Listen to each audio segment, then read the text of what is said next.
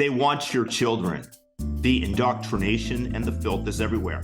Check out this testimony in front of a school board by a pastor. This book here, it's called It's Perfectly Normal. I'll read some of this for you. It says, after a bit, a person's becomes moist and slippery, and the clitoris becomes hard. After a bit, a person's becomes erect, stiff, and larger. Sometimes a bit of clear fluid that may contain a few sperm comes out of the tip of the and makes it wet. Can we, sir, I'm sorry. Was it something I said?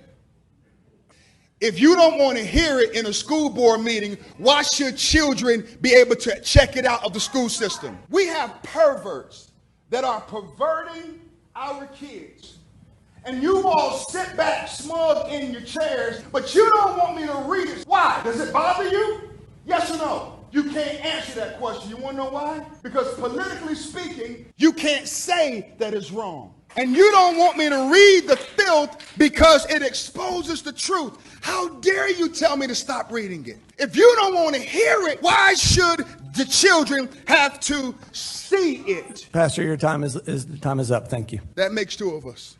Well-spoken, powerful individual, and we need more of them speaking up. But if you think that these perverts, as he calls them, that this is unintentional, that these things are just slipping in to every school library, that which we would consider pornographic that can be picked up by a 10-year-old. How about letting these children have their innocence? The thing is that such woke individuals don't want children to have their innocence because these are miserable souls who want company, and therefore they want to indoctrinate everybody into their little cult, whether or not there be MAPS, minor attracted persons, MAPS. These people just want to spread their misery, their ideology, their indoctrination into everybody. And of course, the school board says you cannot state these things in front of us. But of course, as this gentleman rightly points out, that this is what is being fed to children. This propaganda and filth is penetrating and entering their minds, which makes them susceptible to further messaging because children are curious and want to know more about it.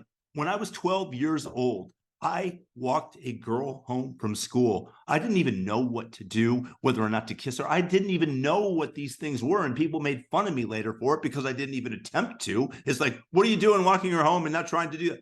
I really didn't know. And I think that that's very healthy because children who do not have sexual function should not be exposed to any type of sexualization other than for people that are grooming them. So when we say, okay, groomer, these are the types of people that we're talking about. And so everybody must be like this man and simply stand up against the indoctrination and the perversion of American children. And this is not uncommon throughout the Western world. Anywhere where you have a leader like Justin Trudeau, who replaces the Canadian flag with the pride flag in front of his office, his prime minister's office. These are the people who are in favor of spreading this filth into the minds of your children.